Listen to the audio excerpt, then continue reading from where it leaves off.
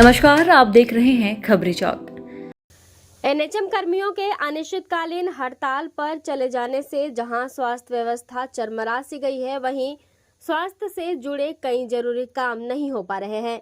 सरकार जहां एक और लगभग महीने भर से हड़ताल पर बैठे एनएचएम कर्मियों को समझा पाने में नाकाम है, तो वहीं दूसरी ओर विपक्षी दल कांग्रेस का भी समर्थन एनएचएम कर्मियों को मिल गया है।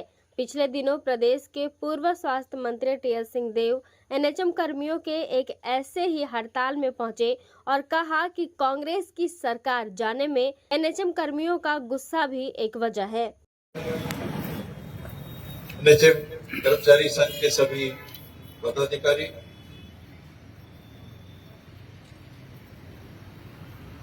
अभी अमरजीत ने कहा कि जो बहनों का या साथियों का काम नहीं कर पाते वो चुनाव में हार भी जाते हैं। हम लोग भी हारे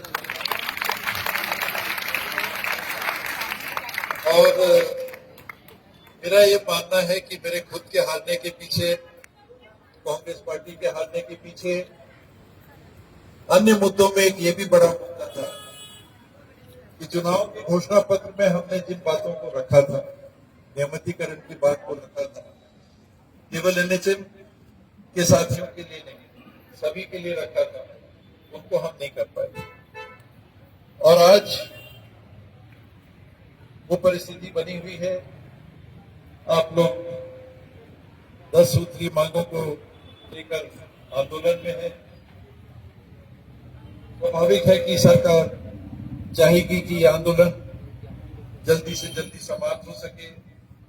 ये कहा जाएगा कि स्वास्थ्य सेवाओं अभी प्रदेश भर में टीएस सिंहदेव के इस बयान की चर्चा हो ही रही थी कि अंबिकापुर से विधायक एवं सरकार में नए बने मंत्री राजेश अग्रवाल ने एनएचएम कर्मियों को लेकर ऐसा कुछ कह दिया कि अब उनकी चर्चा भी लगातार हो रही है और एनएचएम कर्मियों के बीच इस बयान से नाराजगी भी है।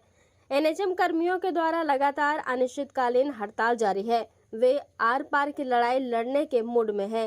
पिछले लगभग 1 माह से एनएचएम कर्मियों का हड़ताल लगातार जारी है और वे नियमितीकरण, अनुकंपा नियुक्ति में पात्रता, नियमित कर्मचारी की तरह लाभ लेने की मांग सहित कई ऐसे मांग हैं जो कि एनएचएम कर्मियों के हैं, जिसे लेकर वे लगातार अनिश्चितकालीन हड़ताल पर हैं। ऐसे में अपने 10 सूत्रीय मांगों को लेकर बैठे एनएचएम कर्मियों के विषय में पिछले दिनों अंबिकापुर से विधायक एवं वर्तमान में प्रदेश सरकार में मंत्री राजेश अग्रवाल ने कहा कि यदि वे सरकार की बात नहीं सुनते और जल्द ही वे काम पर नहीं लौटते तो उन्हें हटाकर नई भर्ती की जाएगी।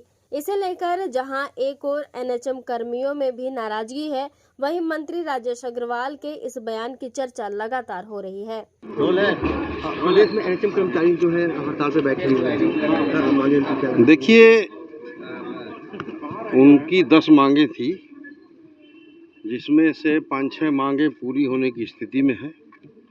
2-3 मांग ऐसी हैं जो टेक्निकल रूप से पूरा होना संभव नहीं है, लेकिन सरकार का पक्ष को वो नहीं मानते हुए अपने हड़ताल पर अडिग हैं और सरकार ने भी अल्टीमेटम दे दिया है कि सरकार के पक्ष को मानते हुए सरकार ने बहुत सहानुभूतिपूर्वक उनकी 10 में से 6-7 मांगों को मान लिया है। तो उनको भी सरकार के सारी चीज़ों को समझते हुए अपनी हड़ताल ख़त्म करके कार्य पर लौट जाना चाहिए, क्योंकि उनका जो कार्य है जनता से बहुत ज़्यादा जुड़ा हुआ कार्य है।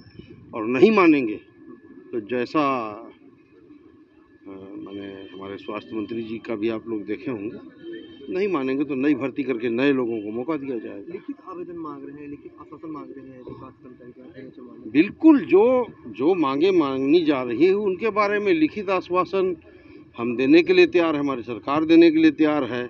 और सबसे बड़ी बात, पूरे भारत की जनता भारतीय जनता पार्टी को मोदी की गारंटी के रूप में मानती है। तो ये तो सरकार के कर्मचारी हैं, इनको इतना विश्वास रखना चाहिए सरकार के ऊपर। वहीं मंत्री राजेश अग्रवाल के बयान पर मीडिया को प्रतिक्रिया देते हुए पूर्व स्वास्थ्य मंत्री टीएस सिंहदेव ने कहा कि किसी भी मंत्री का इस तरह का बयान सही नहीं है। यदि आप अपने कर्मचारियों को समझा नहीं पा रहे हैं और मना नहीं पा रहे हैं तो फिर आप उनसे आगे कार्य कैसे कराएंगे।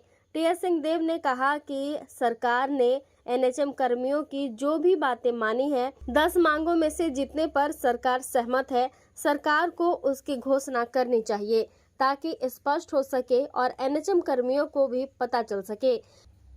किसी बात को पकड़कर बैठ जाना, चाहे वो सरकार की ओर से हो अथवा एनएचएम कर्मियों की ओर से, दोनों ओर से इससे आम जनता को भी नुकसान हो रहा है।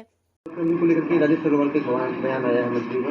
उन्होंने कहा है कि अगर वो हड़ताल से वापस काम पे नहीं जाते हैं तो नई भर्ती प्रक्रिया करके नए लोगों को मौका देंगे। दो बातें सुनने में आई उस संदर्भ में। एक तो कि हमारे प्रभारी मंत्री जी आए थे और उस समय कैमरा शायद बंद करा दिया गया।